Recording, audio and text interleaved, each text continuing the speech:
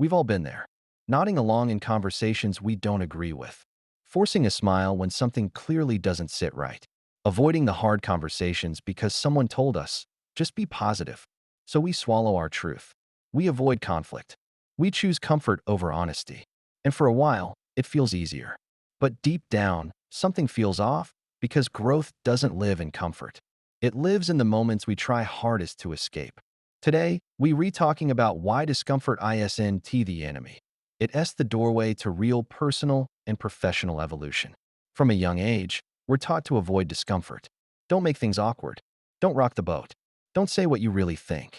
So we learn to perform, to please, to stay agreeable. But here's the problem. Every time you avoid discomfort, you delay growth. You don't become more authentic. You become more edited.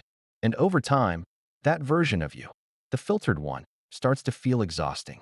Discomfort feels dangerous because it threatens identity. It forces questions like, what if I'm wrong? What if I disappoint someone? What if I'm not as capable as I thought? Your brain sees discomfort as a risk, not because it will harm you, but because it will change you. And change is unpredictable. But every meaningful transformation you admire in others started with a moment they didn't want to face. Let's talk about toxic positivity. Don't think about it.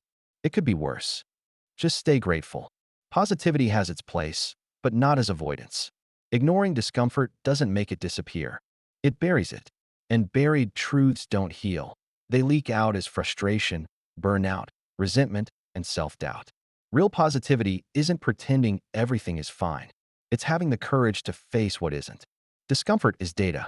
That awkward feedback you didn't want to hear, that knot in your stomach during a tough conversation, that feeling of resistance before a bold decision, those are signals. They're pointing to something that needs attention, growth, or honesty. If you lean in instead of backing away, you'll often find clarity on the other side. Avoidance keeps you stuck. Engagement moves you forward. Here's the first step. Name it. Instead of saying, I'm fine, try asking yourself, what exactly feels uncomfortable right now? Is it fear of judgment? Fear of failure? Fear of being seen? Clarity reduces fear. When you name discomfort, it loses power because now you're responding, not reacting. Growth often sounds like a conversation you don't want to start. Setting boundaries, asking for feedback, admitting uncertainty, saying no. These moments feel risky, but avoiding them costs more in the long run. Temporary discomfort leads to long-term respect. Silence leads to long-term regret. Instead of asking, how do I get rid of this feeling? Ask, what is this feeling trying to teach me? Discomfort isn't proof you're failing. It's proof you're stretching. Every time you choose courage over comfort, your confidence grows quietly in the background. When you stop running from discomfort, you stop living a half-life. You become more honest, more grounded, more respected by others and by yourself. You don't need to be fearless. You just need to be willing.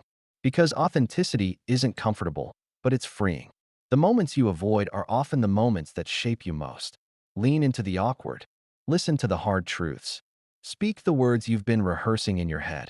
Because discomfort isn't blocking your growth, it's inviting you into it.